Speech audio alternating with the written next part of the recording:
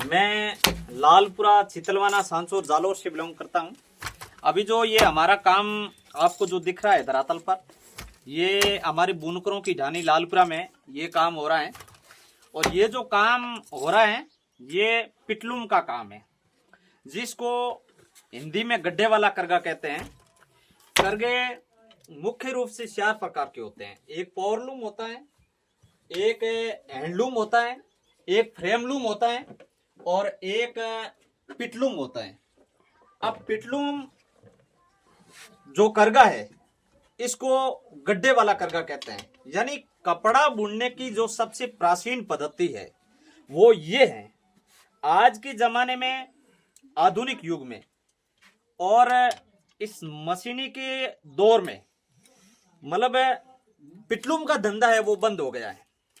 आपको इस देश के शायद ही लगभग आपको 1% धरातल पर यह धंधा देखने को मिलेगा, क्योंकि ये धंधा मशीनों ने छीन लिया है। हमारा ये जो धंधा है ये पुश्तैनी धंधा है, परंपरागत धंधा है और कई पीढ़ियों से चलता आ रहा है।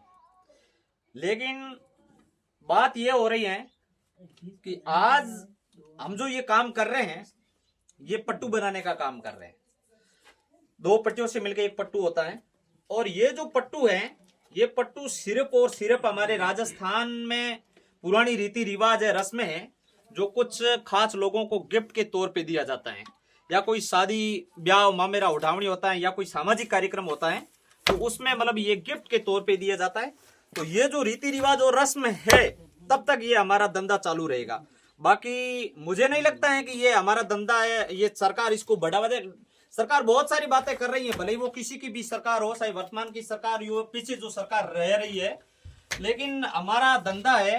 ये धंधे के लिए सरकार कई प्रकार की जन कल्याणकारी योजनाएं संचालित कर रखी है, लेकिन वो योजनाएं हम लोगों तक नहीं पहुंच रही है। वो योजनाएं सिर्फ और सिर्फ कागजों तक ही सीमित रहती हैं और हम लोग हैं उन योजनाओं से आज तक है वो वंचित है। बाकी तो पुश्तैनी धंधा है, कई पीढ़ियों से चलता आ रहा है, लेकिन सुविधा और सहयोग के अभाव में हम हमारे धंधे को आगे नहीं बढ़ा पा रहे हैं।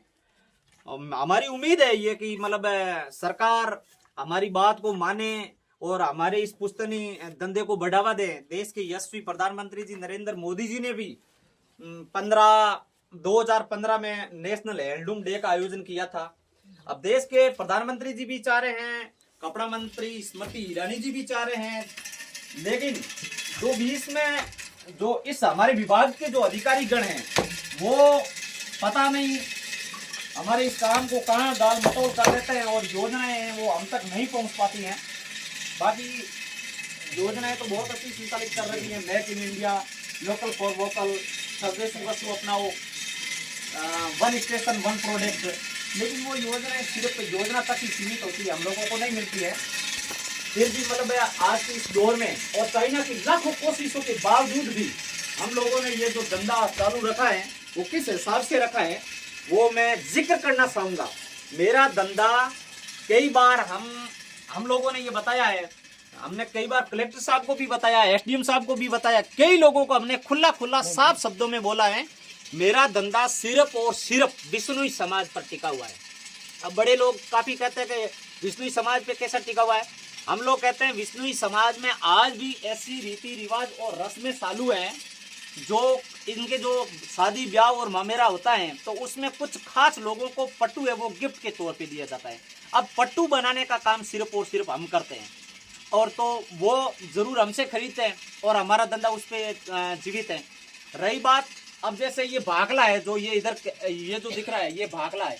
अब ये भाखला विष्णुई समाज के जब शादी ब्याह मामेरा होता है, सगपन होता है बच्चों का, तो उस टाइम ये भाखला बिछाना कंपलसरी होता है। फिर बाद में उसके ऊपर रजाई पतरने या दरियो कुछ भी बिछा दो, लेकिन नीचे भाखला बिछाना जरूरी है।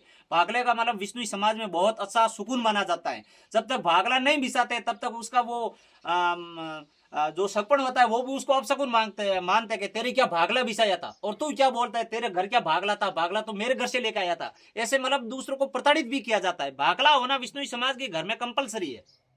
पट्टू है शादी ब्याह मामेरा उठावनी में कुछ खास लोगों को गिफ्ट के तौर पे दिया जाता है और पट्टू तो राजस्थान की शान है ही। तो मेरा धंधा सिर्फ और सिर्फ विष्णुई समाज पे टिका हुआ है, न कि सरकार पे टिका हुआ है। सरकार तो बहुत सारी वादे करती है लेकिन कथनी करनी में बहुत फर्क है। ठीक हम वो मारवाड़ी वाला ले लाएंगे। हाँ ठीक है मारवाड़ी की देसी भाषा में लेना पड़ेगा। हाँ तो नीलम कहाँ से